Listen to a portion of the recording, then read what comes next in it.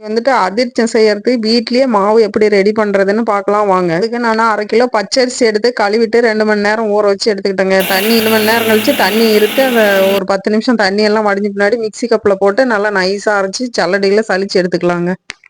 எடுத்து வச்சுட்டு அதுக்கப்புறம் 1/2 கிலோ அரிசிக்கு 1/2 கிலோ வெல்லம் எடுத்து அதில் ஒரு நாம்பு வெல்லத்தை எடுத்து வச்சுட்டு மிச்ச வெல்லத்தை வச்சு அது கூடவே அந்த வெல்லம் முழுகிற அளவுக்கு தண்ணி வச்சு நல்லா கொதிக்க வச்ச பின்னாடி பாகு ஒரு பக்குவத்துக்கு வரும்போது வறுத்த எள்ளு, ஏலக்காய் தூள், சுக்கு தூள் போட்டு நல்லா பாகு ஒரு பதத்துக்கு வர வரையிலும் நல்லா கை விடாம கிண்டி விட்டு தண்ணியில விட்டு பார்த்தீங்கன்னா ஒரு கம்பி பதம் வருங்க. பாவு நல்லா உருண்டு போயிருக்கும். அந்த சமயத்துக்கு எடுத்துக்கோங்க. பாகு காய்ச்சறத என்னால் வீடியோ எடுக்க முடியலைங்க. அதனால தான் அதை வீடியோ எடுத்து போட முடியல.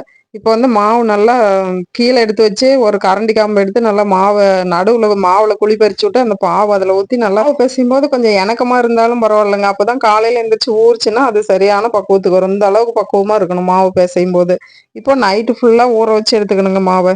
காலையில் எழுந்திரிச்சு பார்த்தீங்கன்னா இந்த அளவுக்கு நல்லா கொஞ்சம் கெட்டி ஆகிக்கும். அப்போ ரொம்ப கெட்டியாக இருந்தால் பால் சுட வச்சு ஆற வச்ச பால் ஊற்றி பிசைஞ்சு எடுத்து ஓரளவுக்கு எனக்கும் கொடுக்குற அளவுக்கு பாலை தெளித்து நல்லா பிசைஞ்சு எடுத்துக்கிட்டிங்கன்னா சூப்பராக மாவு ரெடி ஆகிருக்கும். இப்போ பார்த்தீங்கன்னா வாழை இலையை பொரிச்சிட்டு வந்த உடனே தலைவாழை இலையை அதில் எண்ணெய் தடவி இப்படி உருண்டை பண்ணி கையில் ஒட்டக்கூடாதுங்க. மாவு ஒட்டாத அளவுக்கு கொஞ்சம் கைக்கு எண்ணெய் போட்டுக்கிட்டு அந்த இலையிலையும் எண்ணெய் போட்டு அப்படியே மாவை எடுத்து வச்சு நடுவில் ஒரு ஹோல்ஸ் போட்டு எடுத்து எண்ணெயில் போட்டு பொரிச்சு எடுத்திங்கன்னா அப்படியே சூப்பராக டேஸ்டியான அதிர்ச்சம் வந்துருங்க. நமக்கு இருக்குது ரேஷன் பச்சரிசி.